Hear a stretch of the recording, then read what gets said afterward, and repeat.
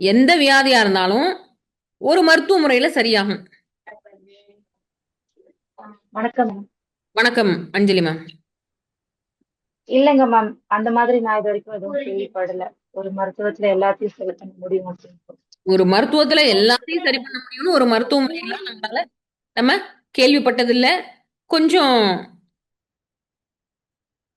நம்மளுக்கும் எல்லாத்துக்கும் கொஞ்சம் அறிவெல்லாம் இருக்குல்ல. அறிவுக்குட்படுத்தி சிந்திச்சு பார்க்கும் பொழுது அத்தனை எத்தனையோ விதமான வியாதிகள் இருக்கு.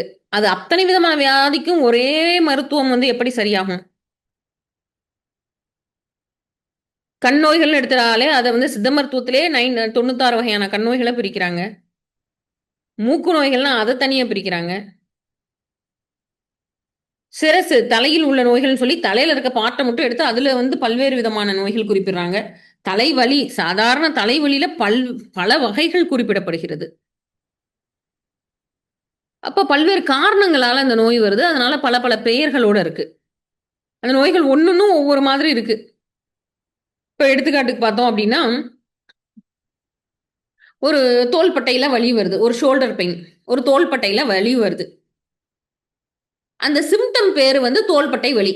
சிம்டம்னா என்ன? வெளியே வரக்கூடிய நமக்கு இருக்கக்கூடிய அந்த அந்த குறிகுணம் பேரு தோள்பட்டை வலி. தோள்பட்டையில வலி. அதுக்கு என்னவெல்லாம் காரணமா இருக்கலாம்? இந்த தோள்பட்டை வலிக்கு என்னவெல்லாம் காரணமா இருக்கலாம் அப்படின்னு பார்த்தோம்னா, இந்த தோள்பட்டையில இருக்கக்கூடிய இறுக்கமான ஃப்ரோசன் ஷோல்டர் காரணமா இருக்கலாம். அல்லது இந்த தோள்பட்டை பகுதியில இருக்கக்கூடிய பர்சான்னு சொல்லக்கூடிய ஒரு பை, நம்ம எப்படி ஒரு கார்ல ஏர் பேக் இருக்கோ அதே மாதிரி நம்முடைய எலும்புகளுக்கு நடுவுல அந்த தசை பகுதியில பர்சான்னு சொல்லக்கூடிய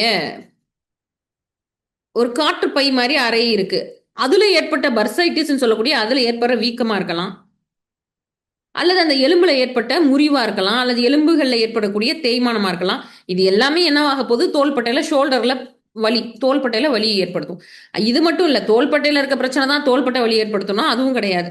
இப்ப வலது தோள்பட்டை வலி எதிலிருந்து வரலாம் அப்படின்னு பார்த்தா, பித்தப்பையில கல் இருந்தா கூட வலது பக்கம் இருக்கக்கூடிய தோள்பட்டையில வலி வரலாம். பித்தப்பை இங்க இருக்கு, தோள்பட்டை இங்க இருக்கு. அந்த பெயின் பித்தப்பையில இருக்கக்கூடிய வலியானது அந்த நரம்பு பாதை வழியாக தோள்பட்டைக்கு வரலாம்.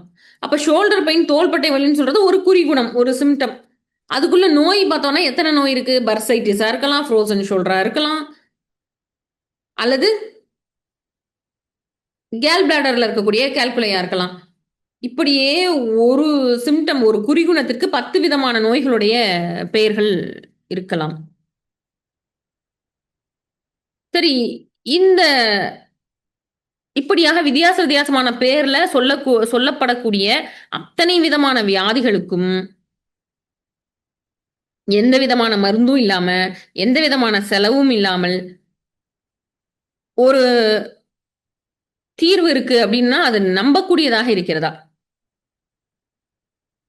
அப்படி ஒரு தீர்வு முதல்ல இருக்க வாய்ப்பு இருக்கா? நான் சொன்னேன்னா நீங்க எல்லாரும் நம்பிடுறதா? அப்ப நோய்களோட பெயர்கள் வித்தியாச வித்தியாசமான பெயர்கள். பார்க்கின்சன் டிசார்டர்னு இருக்கலாம், ஹெமிப்ளீஜியான்னு சொல்லலாம், வாத சார்ந்த நோய்களை நான் சொல்லிட்டே வரேன். குவாட்ரிப்ளீஜியான்னு சொல்லலாம், ஆஸ்டியோ ஆர்த்ரைட்டிஸா இருக்கலாம். அதுலயே ஆர்த்ரைட்டிஸ்ல எத்தனை விதமான ஆர்த்ரைட்டிஸ் இருக்கு. சொரியாட்டிக் ஆர்த்ரைட்டிஸா இருக்கலாம். மூட்டுகள் சார்ந்த பிரச்சனைகள்ல செர்வைக்கல் ஸ்பாண்டோலைசிஸா இருக்கலாம், ஆஸ்டியோபோரோசிஸா இருக்கலாம். இப்படியாக இவ்வளவு விதமான பிரச்சனைக்கு ஒரு தீர்வு எப்படி? ஒரே மருத்துவ முறை, அதுவும் மருந்தே இல்லாத ஒரு மருத்துவம் தீர்வாக அமையும். நம்ம சொல்றோம் முத்திரை இது எல்லாத்தையும் சால்வ் பண்ணுது அப்படின்னு சொல்லிட்டு. டாக்டர் சாலி ஜெயகல்பனா நேரடி வழிகாட்டுதலில் வாழ்வை மாற்றும் 100 நாள் சித்த முத்திரை பயிற்சி வகுப்பு விரைவில் தொடங்குகிறது. இப்போதே முன்பதிவு செய்யுங்கள். இது வெறும் பயிற்சி அல்ல, உங்கள் வாழ்வியல் மாற்றம். மேலும் விவரங்களுக்கு டிஸ்கிரிப்ஷனை பார்க்கவும்.